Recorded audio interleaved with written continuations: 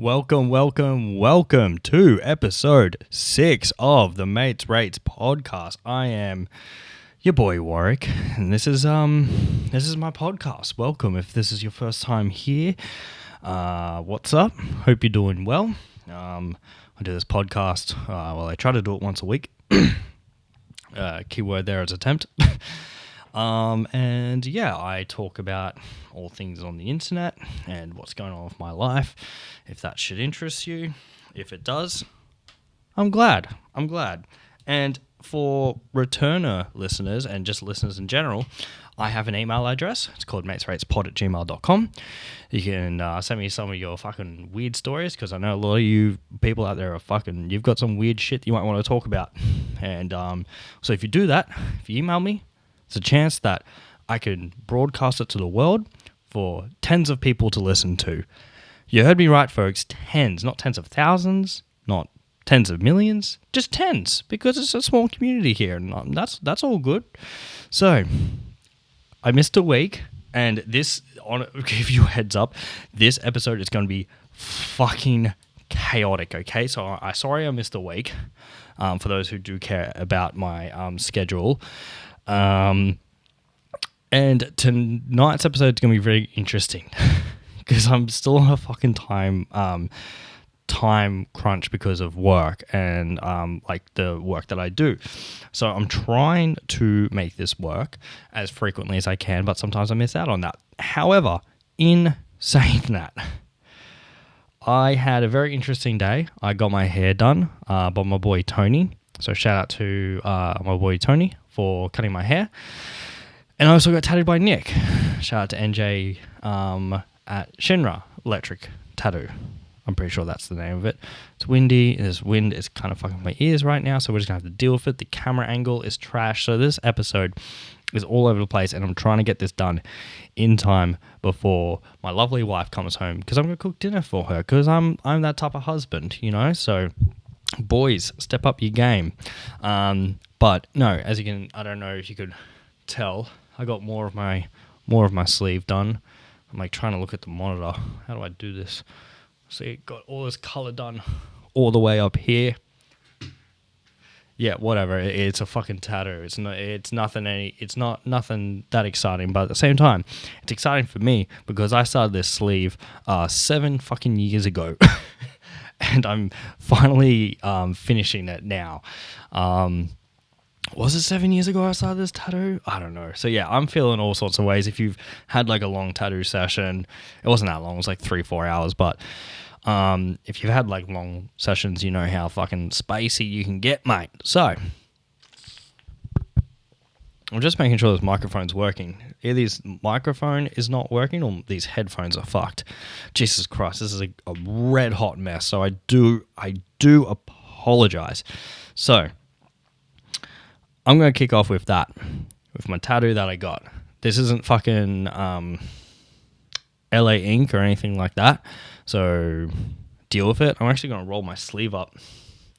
Not because I'm trying to be a tough guy or anything. I'm just trying to air it out because I just jumped in the shower and then hopped out to get tattooed. This is the commitment that I have. I finished this tattoo like an hour and a half ago. I came home, stuck in traffic, jumped in the shower, and now I'm gone from the shower to here. I fed my cat in the process, and now I'm airing out my arm. So that's enough rambling about my tattoo, but I will talk about this, all right?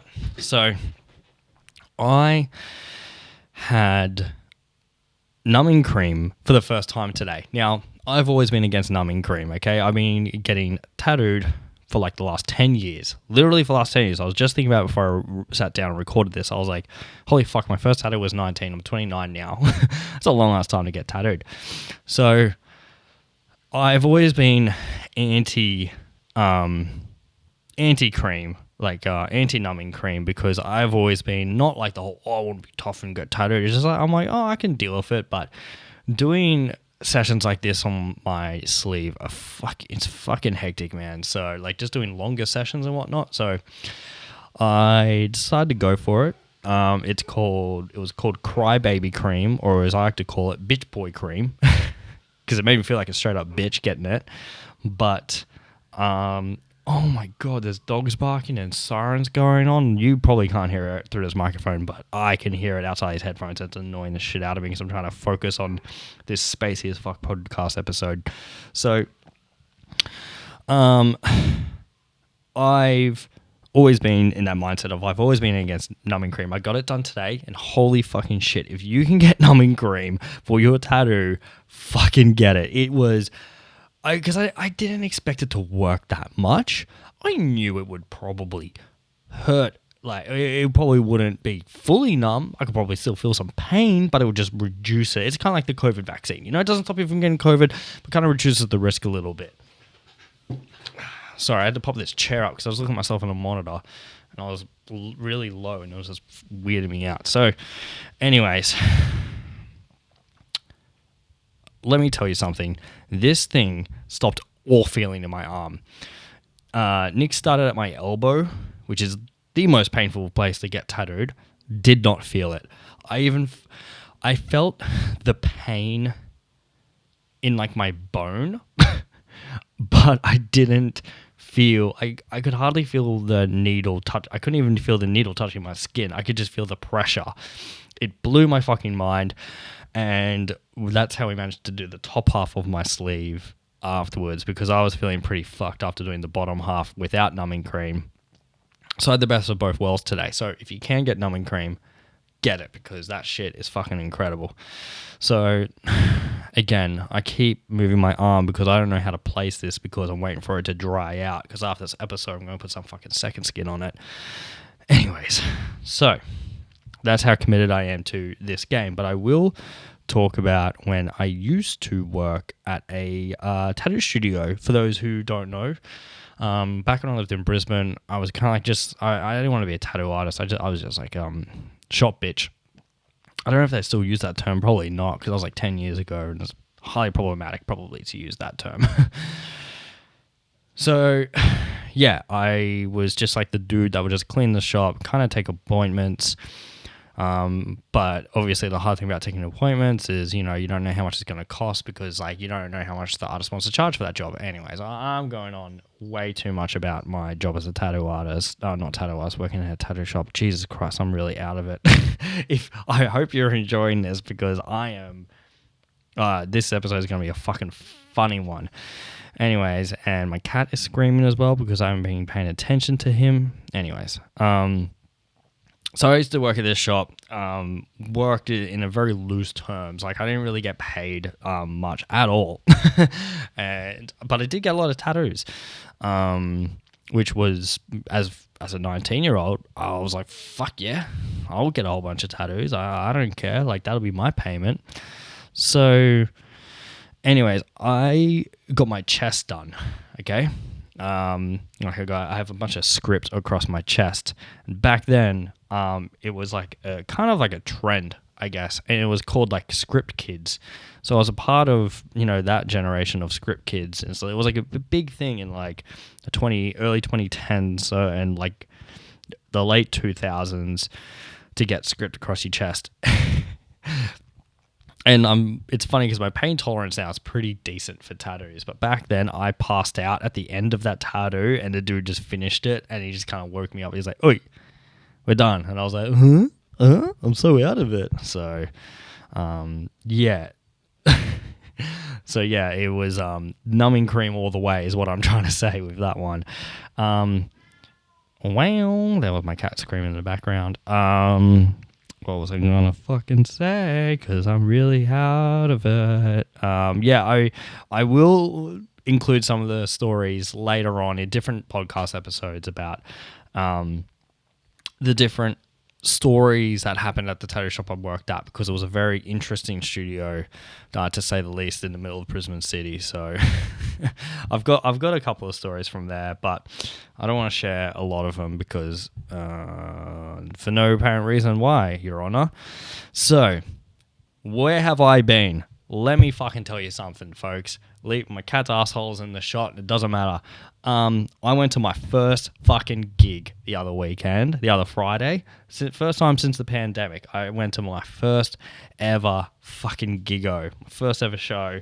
It was fucking amazing. I can see my cat trying to jump up on my fucking shelves. That's not how it works. I hope no one saw me drop my cat there and think it's animal cruelty. He has a very big amount of loose skin. He's very mobile as a cat. And that's him complaining because I won't let him jump on the shelves. So he's going to try and sit on my lap for this and not touch my fucking tattoo. Jesus, this is it. This is the thumbnail. Leroy, look at the camera. Look at the camera. Look at it. Look at it. Oh, actually, am I filming? Hold up. I didn't even check my video settings on this. Give me 2 seconds, folks. 2 fucking seconds. Am I even filming this in the right frame rate? Yeah. Great. I wasn't sure if I was filming this in slow motion or not. Anyways, I went to my first ever show since the pandemic. First ever one. It's been over a year. My last show was Knocked Loose at Stay Gold. I was doing some filming for them for a video that they're doing. That was over a year ago. And I finally went to my first gig. It was Antagonist AD. Some OGs in the fucking hardcore scene, if you want to say that.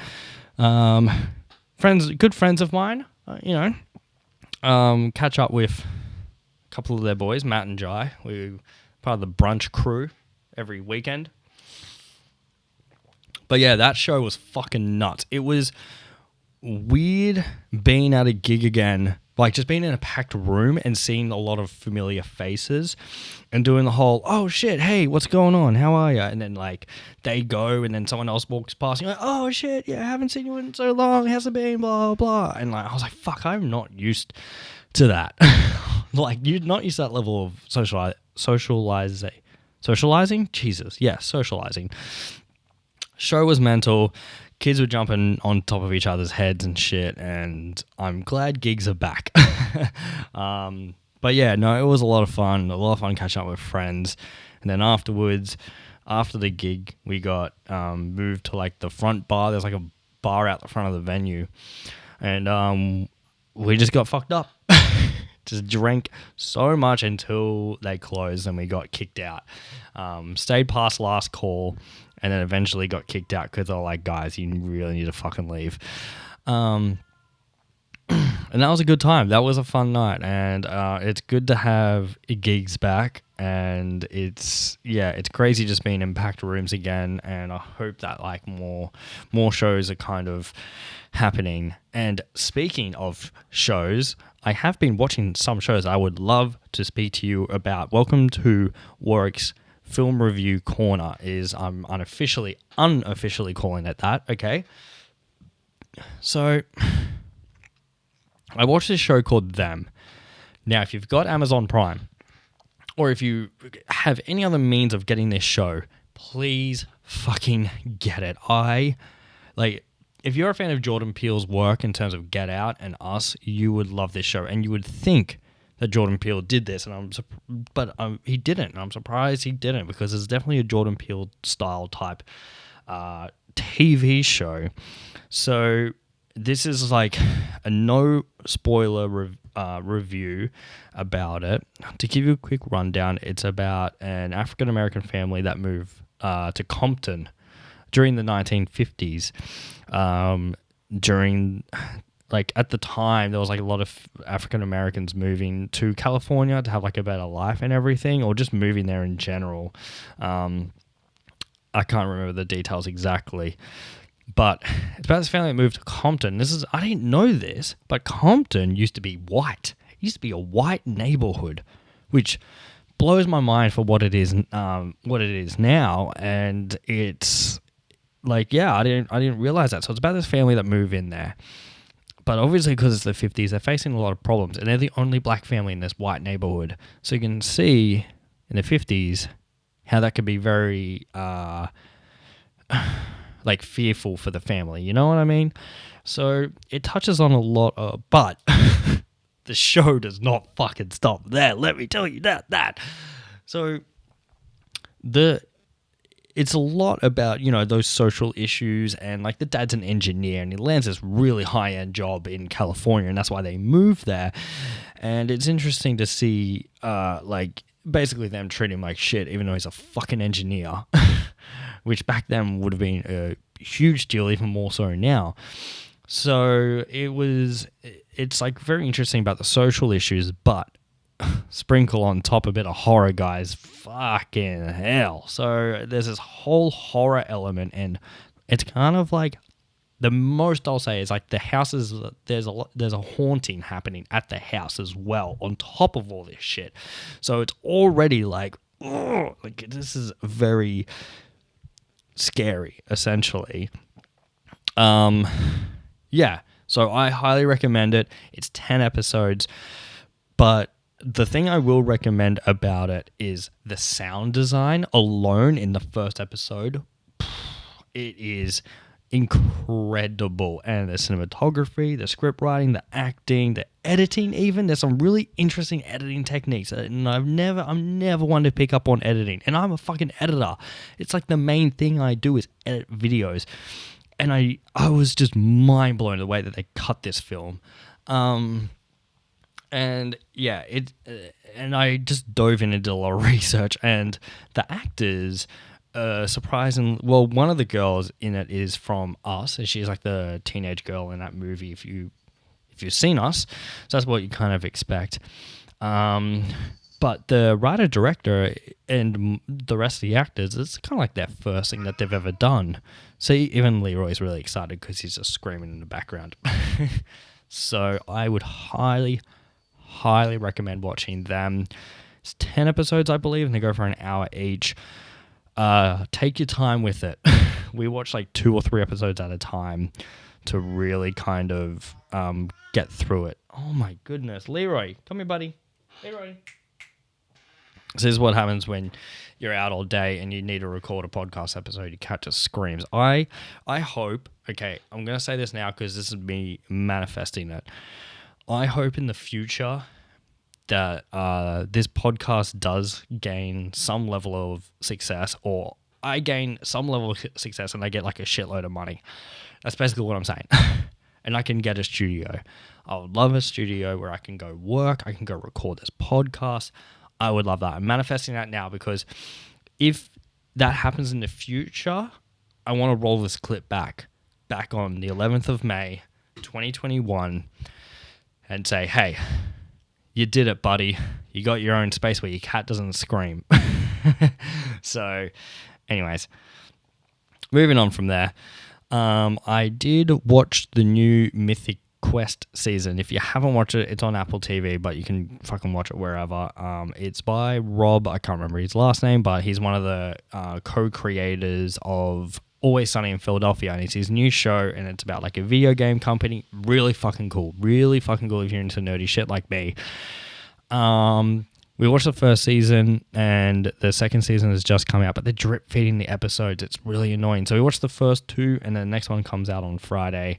But it's great. It's fucking great. It's a really smart. It's what is helping me get inspired for writing myself, because a lot of the things are talking about current internet trends and tech stuff, and I'm like, oh. This is this is the shit that I know and the shit that I've kind of grown up on.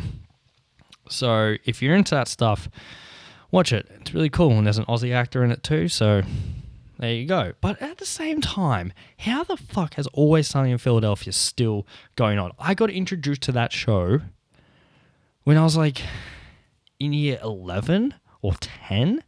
So what year was that? 2008. I got introduced to that show. And at that point, I think like a few seasons had already been out. And I was like, this show is fucking amazing. And then I just didn't watch it for a while. And then like I picked it up again in about like 2010. And yeah, it's fucking amazing. It's a great show. And it blows my mind. They've been going for so many years. And every season is really, really good. I just recommend Always Sunny in Philadelphia to everyone because it is the greatest sitcom of our generation, and it will go down in history as one of the greatest sitcoms of all time. That's just fucking fact, folks. So, all right, we're going to move on to some jokes, folks. You get ready for some jokes? Actually, I'll get this out of the way first before we do that.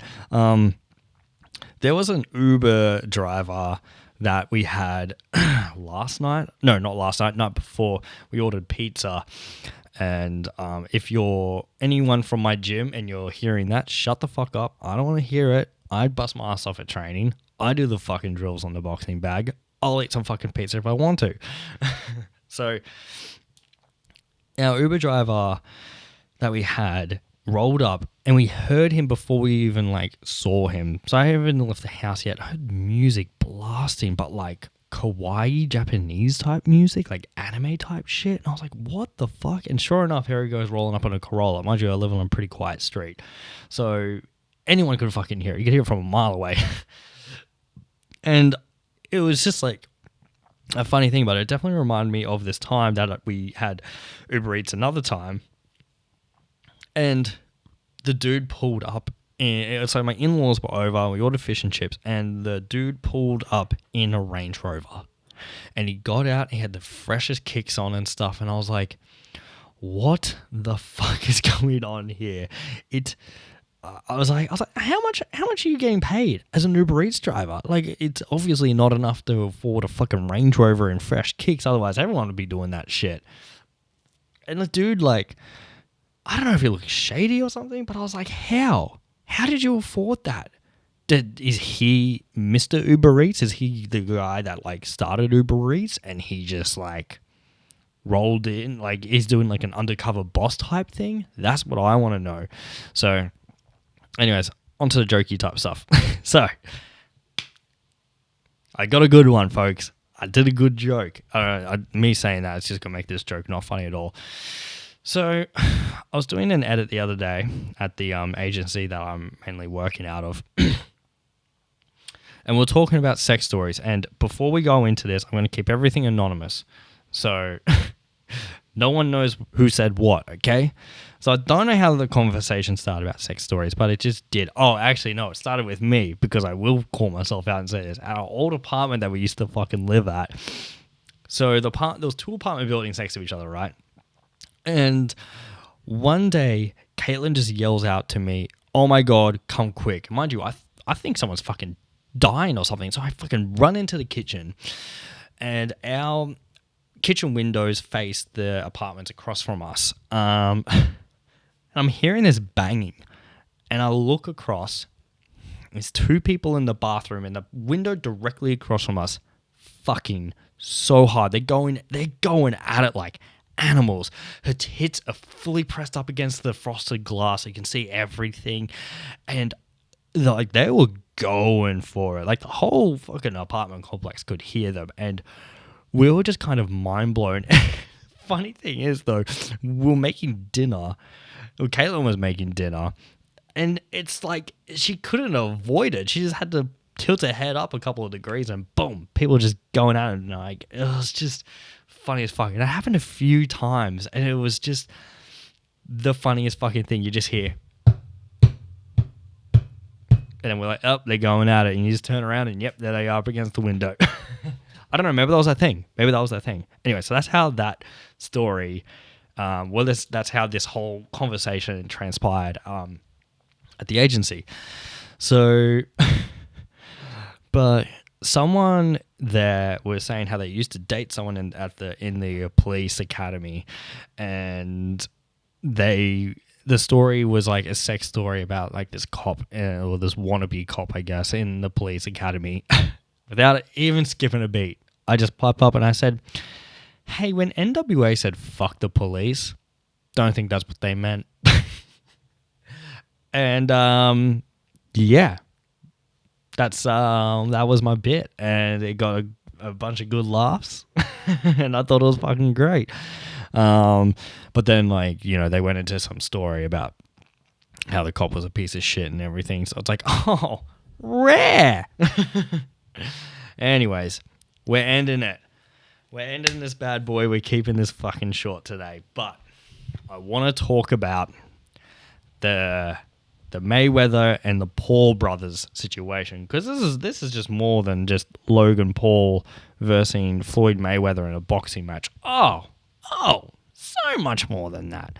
So, for those who aren't aware, internet bozos, the Paul brothers. Mind you, I feel like Logan has kind of redeemed himself since the whole Suicide Forest thing that happened.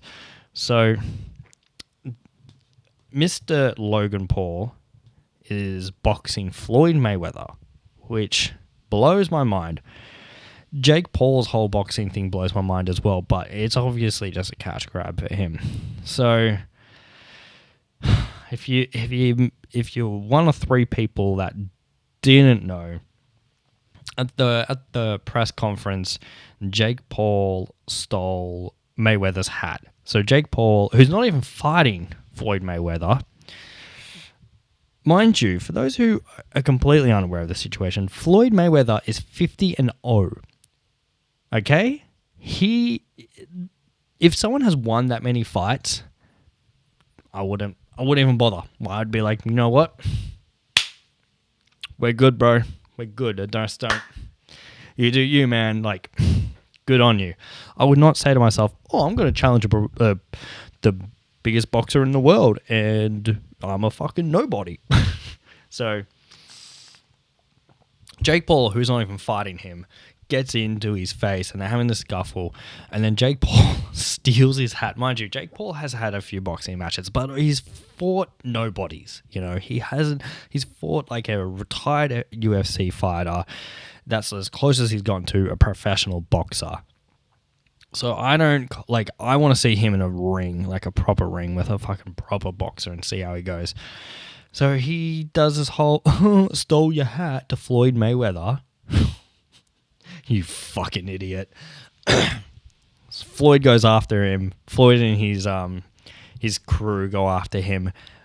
Beat that motherfucker to a pulp. Okay? Well, like, not even to a pulp, though, but just getting one punch from Floyd Mayweather would be enough to knock some sense into you. And he got multiple. So at the end, at the end of this video, he's like, I got your hat. I got you. And you can tell he's trying to act tough, but I think that was the first time he was like, oh, I fucked up, because he would definitely have an ego about him after doing like a few boxing matches and winning, but against Floyd Mayweather, you fucking dumbass. So yeah, he got his ass beat pretty bad. He like broke his eye and like broke his nose and shit. There's a photo somewhere that I'm pretty sure they're trying to erase off the internet because he looks bad. Like, Jake Paul took a selfie from a distance to be like, like it didn't hurt, but there's this other photo that's a close-up, and his nose and his eyes all sorts of fucked up, and I was trying to find it for ages to show Caitlin. I couldn't find it, so I have a feeling that they're trying to get it off the internet, but best of luck to you, Logan, with that fight. So what I was trying to get at is Jake Paul made this tweet, right? And I don't want to find it because I really couldn't give a fuck that much, but I did find this a bit funny.